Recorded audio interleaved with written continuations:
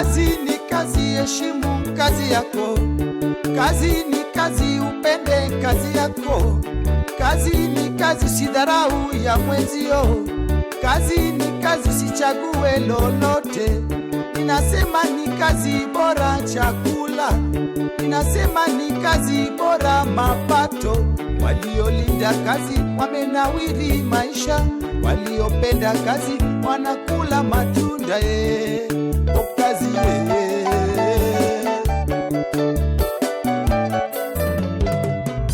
Jaira Mandole TV kamara marama inche afosi ni imore kageno ninge sama kauno niendi orio kodi maber ande anenuka orio kodwa maber kaini getulo niendi hakao marwa ki chenro mana kaka pile kama bende wada punjore ko tendro koda ohala mabende wendo na mango kawuono bi tayowa nyaka ngochi watiki machiegni tendo janeno machiegni tendo wendo na makawuono nyingi ngawato itimo ohala mane Inga Eugene Ogelo. Adi na gik mo mag nyiri ge beauty. Na gi mo mag bleaching agency gido. Gik mang'eny ma kacha ko disairo kane ka ditie kabisa. Pero kama na yo koro kitwa limit awandi mitimo yedi. Benitie nying moro ma imiye. Elo ni UJMCK Cosmetics. UJMCK name artistic name what you stage.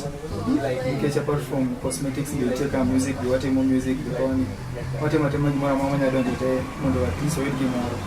Koro UJMCK no brand madun ke oriented music, oriented cosmetics gitu. Yes. Benitie history mo ni ya mwani chaka karwandi ni UJO Cosmetics kata UJMCK. Mimi nataka wale ma cosmetics ni. Kaka corona no affect situation ma TJ gilege. Ocho kumuroma koro iketo mundu ati 2 weeks a shift. Yes. Koro ni mshahara benus. Koro ni kanini ni mshahara full chake tenus koro. Fanya ki imani muromi ya backup koro life ile at least mundo balance mabaya. Koro na moyo biashara ni ngeshi. Hata na yule mapato mkapato kwa magtisho koro ticho kinyaro mko. Pero kama na inyaka ngadi pinjo ma pinji chenkano ni angomyo ni ichako karwandi ni UJMCK Cosmetics. Ngechingeni ko nyuol nyathi to mama unuchak ni Eugene samoro ntego momiyo mama unuchak ni samoro ne fan mar ng'at ma bende ni luongo ni Eugene. Koro kamano ina ng'ama ni chako UJO Cosmetics. Koro UJO Cosmetics means UJMCK Cosmetics maanisha ni UJO no kwanza ni Eugene na kita short form ni Eugene with the UJO. Yes. Kasto MCK no tonona high school. No ya yo kumana sina somo la high school but Kisumu good mega city koni. Koro nteka kachimo no mia chance muda MC for a while for that day ended. Koro ninge no gelo but you no ko gelo. Koro MCK no wo MC ko gelo. Yes. Tema muoni instead of kit MC ko gelo nikechuma sound maraj. Ama na kita MCK. Koro non chunya ka ketinga mari Eugene. Yes. Koro mukelo UJMCK. Koro amano nyiso ni miye nyingo nikech ene mane nyingo mane dio osebatisi kata mane dio se brand already koro chinya katie cheko. Yes. Pero kama na yeye koro cosmetics ni ringo bang solo maramonade. Cosmetic shop ni miye. Osedi for around 1 month to 2 weeks kamai. Ndo so far so good ano kwa biashara big muslims. Yes. Sema kwa mabere mali koro corona bi affect kila mahali. Mimi koro ndio kinya biro kaka ni expectation yani. Koro mimi ni hata hivi ndo na muslims. Pero kama na koro in kaka Eugene kani dongo lek mane mane godo ni dabedo mana biashara koso nitie gino ma ifomo ma itimo sali ko pogore gi mai iketo mana inside action. Ana mumo versatile kwanza sana. Alwa timo pod ng'eny sana. Yes. But gimano no bana timo sana ni ngine ni graphic design. More of which niteka kata charts mo kama kelo kama painting sana ni munda expand biashara au ndio. Apart from cosmetics bado ni wacha kwa ani kani letini ndio wango kani ndio kasto wash kuweza kutoka but mostly ara timo graphic design. Yeah. Graphic design ndio mama na seti mama angine ndio experience babe product mana put it into practice for everyone. Akoro UJO Cosmetics kai ni bedene main source of income koso nitiere kamoro mabende itie matin makoni. UJMCK ni na side hustle business but in this sense professional and procurement. Ati munga procurement nyenza club. Yes. Koro niteka kanwange full salary lakini koro since corona no affect situation Yes, I understand. koro nochuno ni koro oketwe 2 weeks koro 2 weeks no affect a personally nikech an gi responsibilities mang'eny Yeah. koro naneno ni koro 2 weeks no kanya survive ema amua yawo cosmetic shop nikech an ok anyiri wero onge nyaka mokero bedo maber so naneno walos nyiri go bedo maber kata peace go ndo chien kanyo koro gimoro amora ma gidwaro onya kelo ni kanti mo podonge kae to ka gidwa go order tikelo ne gakela Yes, pero kama na ega. Akoro nyaka ni chaka o karo ahi maruso gige urembo ne joma mine giegi. Bende nitiere nyaka ni chake. Bende nitiere pek miseneno. Kechocho msiki kwenye vichari. pek mantie kae ini kila biashara nyaka bed gi pek mare onge biashara madhi ga just smooth kamano Yes. simu kinyenda kata ni kata 3 days mo kiuso but jo tax at ngine kao tax bill koro whether you uso mkuso nyaka ngi jamii ya share Yes.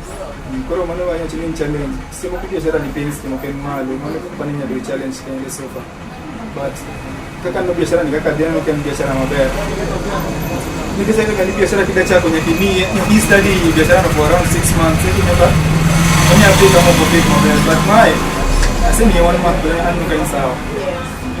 Koro inere kaka ni chako banka corona use affect ongadi salary ni ere kaka ni chako. yeye kumwachia vitu biashara na onge pasha yani kata matini na kunumia chako biashara ni workmate wa ndio yani Yes.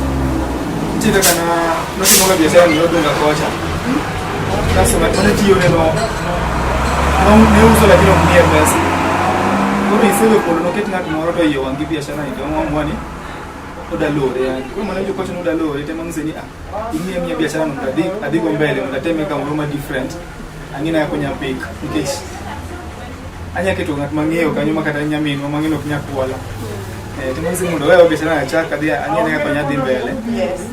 kasto at least onya okber kilo biashara kama no kama sigine Yes, maina dwaro loro mar osiepe ni gima nojiwe ni wacho ni wea kwany biashara ni ariembe ane kaka dongini kwa kanongisa ni biashara ne ber kesho nyako ne uso gainya ina month ni kana uso 20,000 also profit ma 20,000 kwa nini inacho ni mano biashara maber emacho ni ambe wachake don kinyini nyako ndo ne maega pesa mimi no we but dibende ni ngati mama loyal do de mbele bi biashara kwa nini kaka no singisa ni first of all nati yunanga yodunga kono endo kwa kaka no na biashara kono temacho nembo de mbele bi the same business mano temo ni kech okinyalo ko biashara immediately do kudi pick immediately kuna temo de give mbele kimar cosmetic angine kaka de problem ni wan kono jogo no kumeyo wainya kuna tuna kitu kanino no kuhusiana biashara ni pain temo nsinya kono Amerika wakende koni kumajiunge wakoni ndio wateme go side mapawani temo no kakoro koni opek maber. Yes. Koro ohanda botik ni in general ere kaka ngato nyalo chako timo kopo ni nigi idea process mane ma ngato nyalo luwo mondo mi set up a boutique maber. Ini boutique ila timu nyaka first of all ibedi interested okinya chaka biashara mlingo godo gi interest second biashara mura kichako okinya chaka gi stock mang'eny dichiel nikech inya chako gi stock mang'eny to stock no dhima nyadi kata 4 months ko ngadi biseuso koro ichako gi stock mathis mondi Yeah. casting movement mare kaka gik ma ji kwayo mang'eny gi mikelo Demand. koro mane gimi focus on most kikela gik mang'eny mikia kata ga jibo kawo Yes. kata mara nitie kaka no grow mukal nyaka kai uchopo kuma koro kete nyaka wholesale gi retail Yes.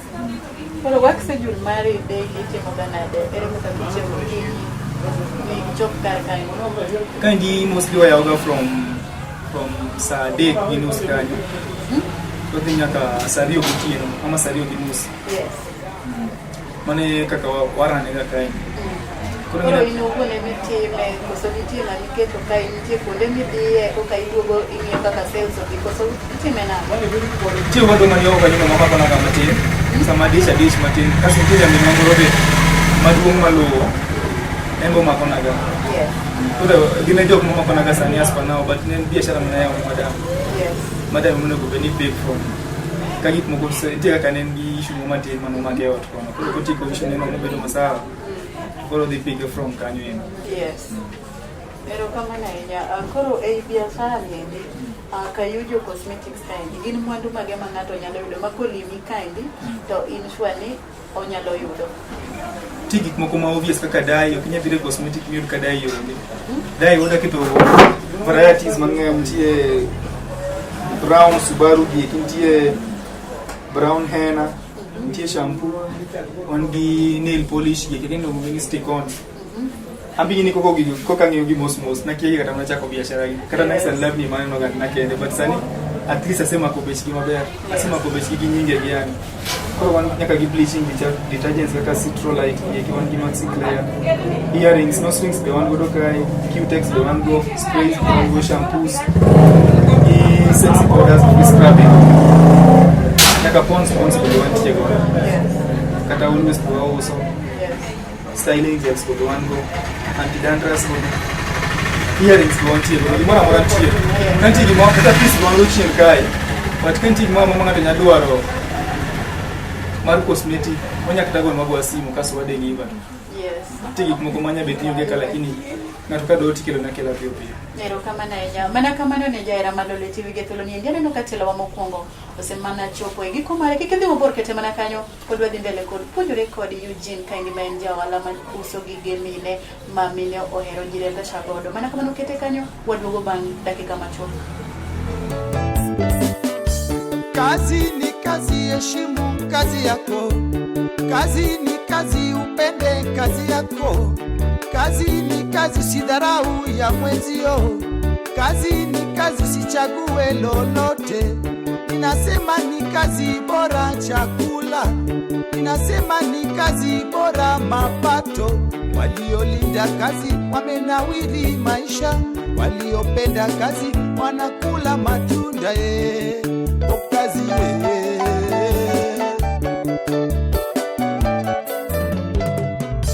kazi ni kazi, heshimu kazi yako. Kazi ni kazi, heshimu kazi yako. Kazi ni kazi, upende kazi yako. Kazi ni kazi, usidharau ya mwenzio. Kazi ni kazi, usichague lolote. Ninasema ni kazi bora chakula. Ninasema ni kazi bora mapato. Waliolinda kazi wamenawiri maisha. Waliopenda kazi wanakula matunda kazi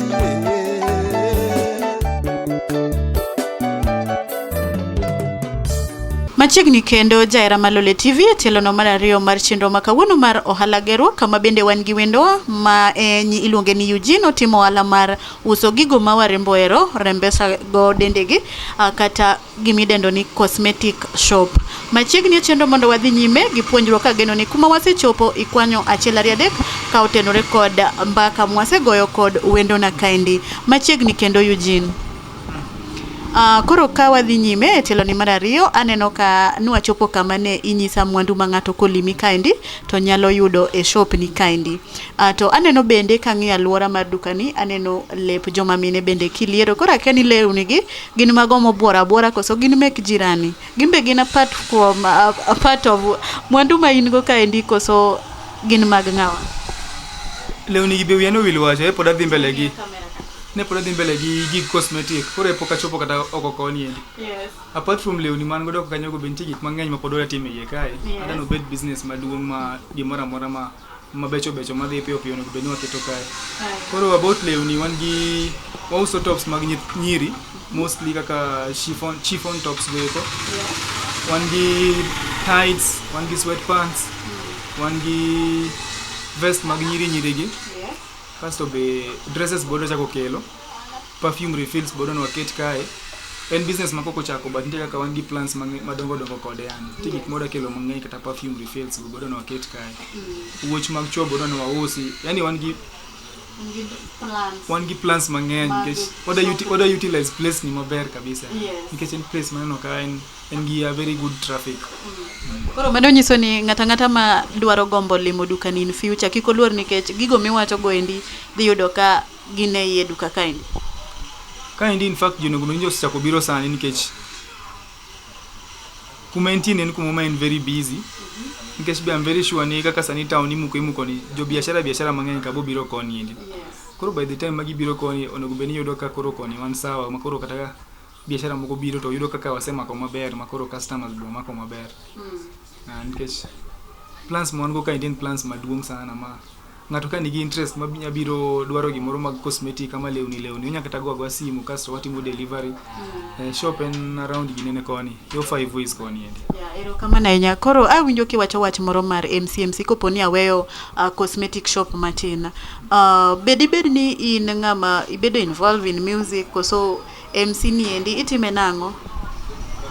Music e gima nachako timo mani gima ngodo gi interest sana gi passion. Music asetimo for like I think 3 years kamae. Wan kata gi videos moko asetimo YouTube, asetimo collaboration gi jothum moko makisumu kaka pesi gi ni bo se work godo.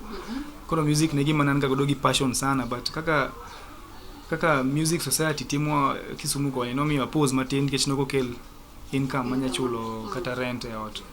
Koro no chulo no o backup gi business matin mondi but music ne gima wan godo gi passion sana. Koro gisani in gi plan mana mar dongo duka ni music no endi post matin koso? Music no sani kaka nya wache podwa time en gima podwa timo kata ntie gima project ma wa kon sani right now asetimo audio dong mana video kende. Ilonge ni song nilongo ni Beautiful wateme gi Soul Africa gi Nash produce gi Raise Music.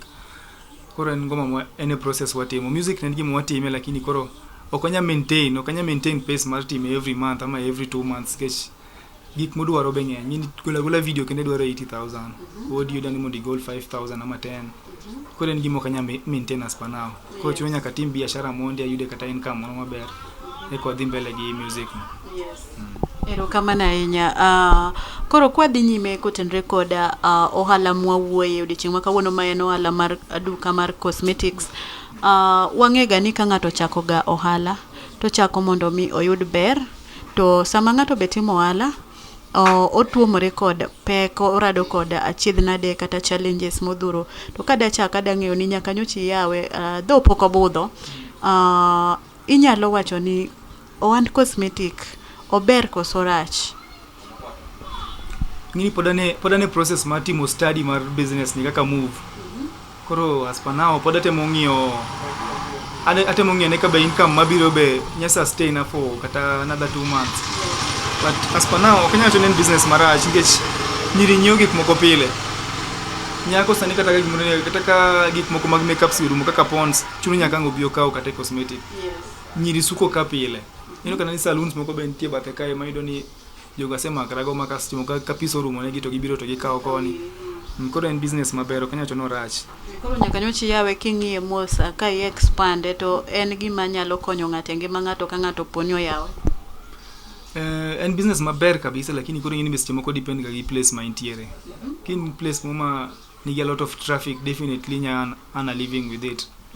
But kin kumoro modire kata gi yeye idala kuchocho mano nya inyi matin. Kech dala kucho ngini jigin natural jokero wichere mang'eny kono indi. Koro ginya poka gigo ino. Koro tamo wacho ni ngama dwa timo and cosmetics kiko tem yao dala obiye tao luar marach kabisa. Nango gik moko no timo dala. Nango dong ji wichore moko so winjo yao gik madhige jodala. Dala ji wicho Vaseline ke Vaseline ngi 70 boba ngi chama ngo. Koro giber kiginene kibiro town kuma ji suko koni. Ngech in fact dala ngari nyaka talilo wiye Jordan ten nyako. Koro kine kata tofauti between nyire gi chuo gina the same ngech ok gida wichre ok gida suko nails go ginya kete dala to no gono di puro. Koro giber mana gi town. Ero kama na nya kod advice mane minya chiwo ajalno mane gi gombo mar yao cosmetics nikech aneno ka itamo semo jodala ni dala kuro kikuteme business abila diendi. Dala ka beto jino go usa so muogo ama bando kono lakini cosmetic to kinya to bwago maber. Mano in reality of life ongeja ni monda wuond ni akiani gini ber dala kucha mango but town kata no ko mako maber kech gin gik ma ji tiyo go pile. Koro advice mane mina miyo ng'ato obed ja wala mora mane gi chuny mar chako wala obed kata owadu kata nyamini miwacho ni konyi kani advice mane minya miyo youths weteni nitie youths ma ingeni gen yani wacho wala ni ok gidwa donje moko prefer kwayo jiogo ingeto ma ikise ya uso ka opimi ni Eugene Chakoro oseuso we adhi amae mo uso ke gen advice mane minyalo puonjo go ng'ama nigi gombo mar yawo ohala moro amora kata youths ma randa tu ma ok dwar manyo gimoro ma ginyalo timo? Ohala mostly gima en ka main important e ohala en ginene en hard work. The moment me itiyo matek e ohandi no endo kata ko kiyud gimoro but onego beni idhi mbele gi yepa pile ka pile. Kasto time mi yepo go bingeni matters a lot nikech nya bedo ni yepo kata 3 hours tiseloro. Samo 3 hours no kata customer moro kiyudo. Inise yepo chakre go kinyi karo mo saa 7 kata ngat miseyudo kasi bukri loro. Mano ohala ok nya expand kendo ok nya grow. Koro gima ber go ohala gi ber mana kiginene. I dedicate your time. Ibedo ngat moma ohala no gima iparo pile ka pile samini ene gima ipare sate yani. Koro in that kiyawe wani to no beni tiyo for long. I extend kata time nikech ene gima mi income. Ko nya ki treat gi a lot of care yani nikech kibedo lazy to customers be jabo kata rengo. Koro kanga to siko biro to do kiloro. Kauni yepo kinyi loro mano jibo bocho ni kata ngat matimo biashara no serious. Koro puonj mane minyamiyo youths weteni ma oko prefer manyo gimoro ma ginyalo timo to gi prefer kuo gi donje timbe moko mag anjao kata timbe moko mag maundu? Dongina at the end of the day timbe maricho nyaka bed ga gi end mare yani. Chopo ka kumoro ma ok nya dhi mbele gi timbe go. Either chopo kamoro tuwei ama uchwadi marach ama onegi. Koro gin ga gik moko konyga youths. Ngeni gima youths bokaelewa sani ni situation to tek ndiyo. Koro kani nitie kumitiye to riembi koro kono gubeni give up. Inya kata uso kata mana smokies ndara kai. Smokies dhi nyok tek. Inya kata manyo capital kata ma 6000 chako biashara ma smoky. Inya ya kata stall. Inya kata uso juices ibedhiga pio. To gima about biashara ber nikech en gima kitime gi passion to nitie profit momo mi. Gimoro amora mitimo gi heart mari obiro gi progress mare.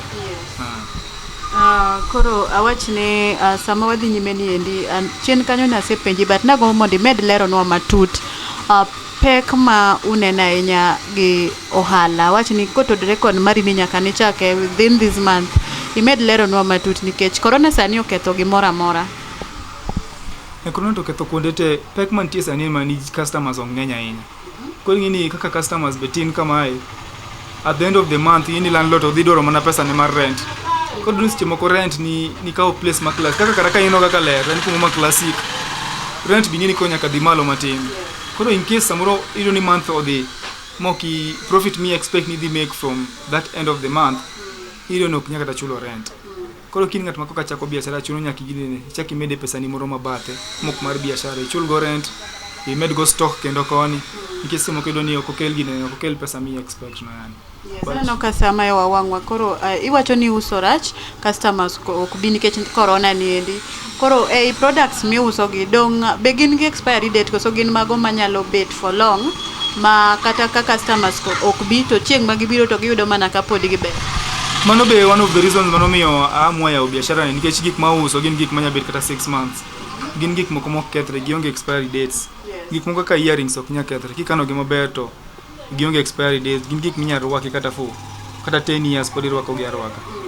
Kata mana gik moko ka shower piece gin gik moko kethre kirito gima ber. Pero kama na enya kora ngo minyalo wacho in general kotenore kod ohala ma ji timo. Awachni ngamo timo ohala machal gi mari kata jogo masuko bathi ka ngo minyalo puonjo ji kotenore go ohala ki compare tich ma ondik ngato kod ohala. Ngo minyalo wacho kata puonj mane minya chiwo ki compare the two things tija ndika kod ohala? Tija ndika bingini depend ni chuli pesa di. Ohala be depend ni your business machal nadi.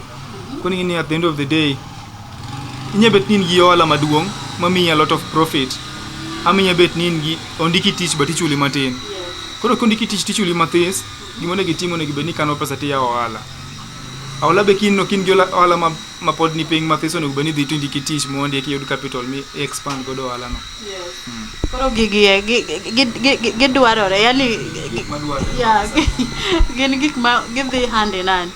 Mana kamano erokamano Eugene gi thuolo ni endi agombo ni inyiswa ni to Eugene Cosmetics ni oyudore kanye kasto gi namba ni mar simu gi kama inyalo yude kopo nitie jalno magombo limi ka endi mondo mi promote your business ni endi. UGMCK ni yudre around 5 ways koni endi yo kilo in fact wachak gi Nyalenda kichopo Nyalenda tidho yo kilo koni. Kisechopo kilo koni, nitie yo modhi gi piny koni mar piny koni mar 5 ways. En ochiegni gichopa booster kuma jo pikipiki chung'e no endo. Nitie booster mo kanyo mabor but 5 ways kanyo. Kichopa but booster no tigo simu. Ama ibona na nying Yujo MCK Cosmetics. Kichopa kanyo to kori donja shop tiyudo ng'ato to hudumia ni mafine. Yes. Namba ni mar simu?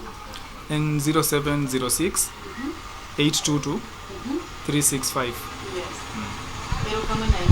Erokamano ahinya janeno Malolwe TV kuom bedo koda e chenro odiochieng' ma kawuono. Ageno ni kwanyo puonj kotenore kod ohande Eugene kaendi ma en mar uso gige warembo kata gigo ma ji nyalo tiyogo e del. Gie thuolo ni endi ago erokamano ka bende aweyi mana kaka pile ni ohala oningo bed ni ng'ato timo, kata bed ni ondiki kata bed ni timo ohala. Mana ka Eugene osewacho ni gigi gin gik ma gitenore, gikonyore, gidhi hand in hand, gitiyo together. Inyalo beno ndiki yudo pesa matin, many kaka inyalo teno wach pitiji marandika no gi ohala. Nyabni ni ohala to ok dhi maber, many tich minyateno godo ohandi no endi. Oritu odiochieng' ma kawuono ago erokamano ka bende wapuonjore warom ngeso manyien, kendo ka bende wabopuonjore kokadho kuom ohala ma wasebedo kaka watimo mopogore opogore. Nyinga ne Anna Millicent Adhiambo. Kazi ni kazi, heshimu kazi yako. Kazi ni kazi, upende kazi yako. Kazi ni kazi, sidharau ya mwenzio. Kazi ni kazi, sichague lolote. Ninasema ni kazi bora chakula. Ninasema ni kazi bora mapato.